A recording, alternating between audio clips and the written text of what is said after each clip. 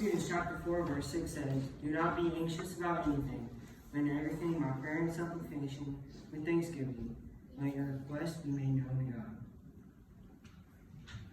Every time I either hear or read that verse, I think about the things that stress me out. Cheesecake being one of them. But as I think about those things, I try to realize that God has everything in His hands, and that we have nothing to worry about because He will take care of us. And the things that happen in our lives may not go what we want, but it's part of His plan. And we have to learn to respect that. We have to learn to continue to look to God. So tonight, that's what I want to talk about. Things that stress us and how we can learn to turn to God and how we can learn to trust Him so that we know that He will take care of us. Now, I'm not a psychologist or a meditation expert, so I'm not going to give you any advice on how you do anything outside of your Christian lives or whatever you're doing. But I want to talk about what we can do in our Christian lives, what we're doing to focus on God, and how we can do that when anything gets in our way. So if you would, turn with me to Matthew chapter 6. And we're going to read verses 25 through 34. Matthew 6, 25 through 34. It says, "For this reason I say to you, do not be worried about your life, as to what you will eat or what you will drink, nor for your body as to what you will put on you. Is not life more than food, and the body more than clothing? Look at the birds in the air. They do not sow nor reap nor gather in barns, and yet your heavenly Father feeds them. Are you not much or worth much more than they? And who of you, being worried, can add a single hour to your life? And why are you worried about clothing? Observe how the lilies of the field grow. They do not toil, nor do they spin. Yet I say to you that not even Solomon in all his glory clothed himself like one of these. But if God so clothes the grass of the field, which is alive today and tomorrow, is thrown into the furnace, will He not much more clothe you, you of little faith? Do not worry then, saying, what will we eat, or what will we drink, or what will we wear for clothing? For the Gentiles eagerly seek all these things. For your heavenly Father knows that you need all these things. But seek first His kingdom and His righteousness, and all these things will be added to you. So do not worry about tomorrow. Tomorrow will care for itself. Each day has its own trouble. So I kind of want to go through these verses and talk about them, see how we can apply them to our daily lives. In verse 25, it's telling us that we shouldn't worry about things in our lives.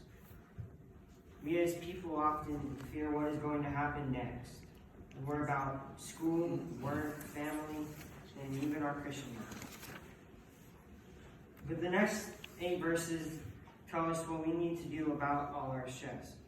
26 talks about the birds and how they can survive because God provides for them. And then it says, aren't you not worth much more than they? Jesus explains that God will help us and we don't have to worry. And then from up until verse 30, he tells us that God will provide for us and we don't have to worry about the next meal, or what clothes we wear, as it says, because God will provide that for us. And then verse 31 says that we need to seek God's kingdom and His righteousness. Obviously, we need to obey God first before we can expect Him to do any good things for us. He did bring us into this world, but if we are sinful and immoral, we can't expect Him to do everything for us and provide. And then, of course, verse 32 says, tomorrow will care for itself. Verse 34. So we know that God wants us to trust in Him. and to not worry about things. Now, lately I've been starting to worry about what I'm going to do when I graduate. It's 4 years from now, and I kind of get stressed about the research I've been doing. But I try to remember that God will help me in whatever happens days from now, months from now, and even years from now. If you would, turn with me to Jeremiah 29:11.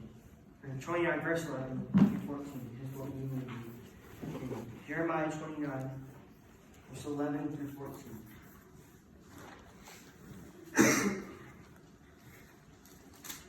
It says, "For I know the plans I have for you, declares the Lord, plans for welfare and not for calamity, to give you a future and a hope. And you will call upon me and come and pray to me, and I will listen to you.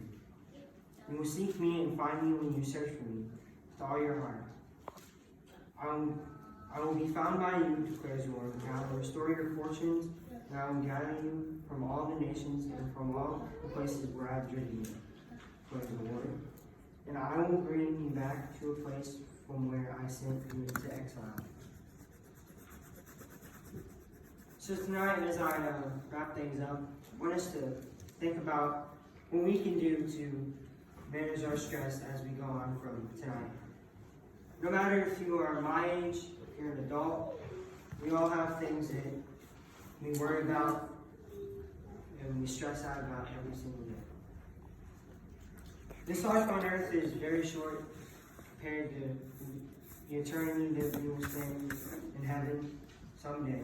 At the end of the day, if we were faithful to God, we obeyed His word, we will be able to spend eternity with Him in heaven.